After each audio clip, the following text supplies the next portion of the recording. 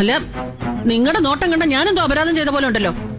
ഇതൊക്കെ പണ്ട് അവള് ചെയ്തു കൂട്ടിയതിന്റെ ശിക്ഷ. അതെ, എവിടെയെങ്കിലും എന്തെങ്കിലും പുകയെന്ന് കണ്ടാ ഉടനെ അവിടെ ചെന്ന് ഊതി കത്തിച്ചേക്കണം. അതിനാണല്ലോ ദൈവം അമ്മയെ സൃഷ്ടിച്ചിരിക്കുന്നത്. ഇതിനുള്ള തിരിച്ചടി എന്തെങ്കിലും അമ്മയ്ക്ക് കിട്ടാതിരിക്കില്ല.